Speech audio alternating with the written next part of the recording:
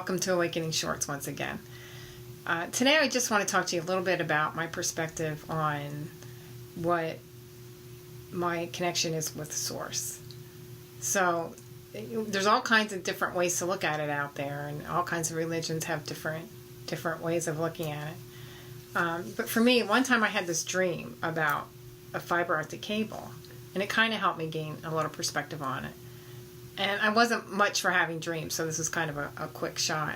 But it was a picture of a bright white light, a cable, and then all the little fiber optic little cables came out of it with different colors. All different colors, no two were alike, and they all went in different directions. And that, I felt, was each of us coming from Source. Source was the big cable, and we were each the little cables, and they were all varying different colors. They all had different personalities, but we all came from the same place. So from there, I went to gain an understanding of the fabric of life. And to me, the fabric of life is, I think of it as the sea, and I also contemplate it as air, knowing that you, like in air, you don't see the components of air, but there's things in air, like oxygen, and there's other, electrons and stuff.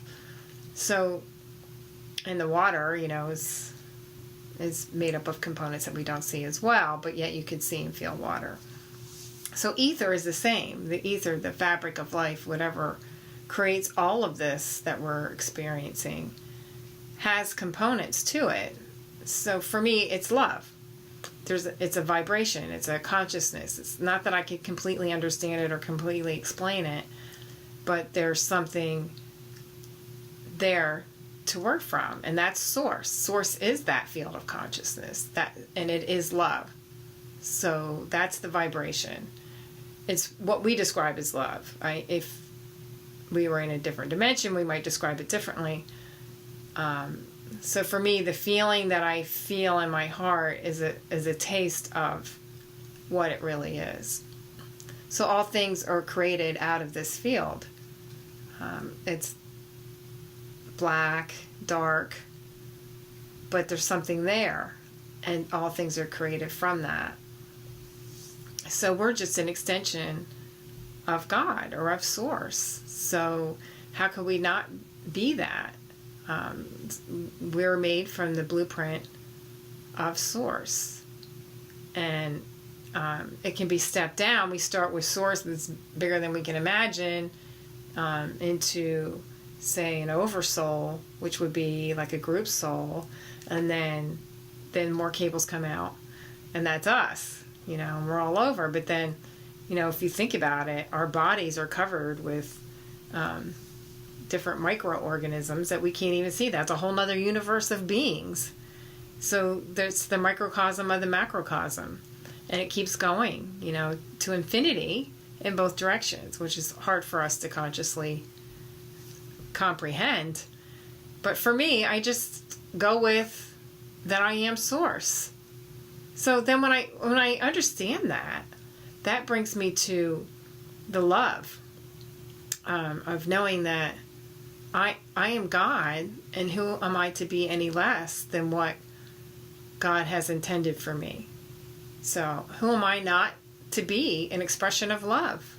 So I allow myself to open up to this being of an expression of love. Anything that's not that is something that I put in my way, or that's been put in my way, however you want to, wherever you're at in your journey, how you describe that, but that I need to move out of the way. And that's the journey of finding your beliefs and releasing your beliefs.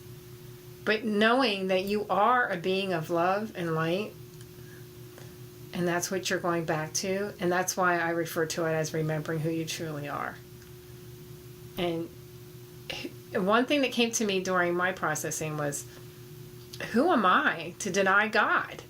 Because you're really denying who you really are. And you're denying God. And here we go through life thinking all we want to do is please God. But now, by not being your loving being self, you're actually denying yourself, and you're denying God. So this is what the journey is. So I hope I didn't make things more complicated. And hopefully clarified some things for you. But that's my perspective and my journey. And much love to you all on your journey. God bless.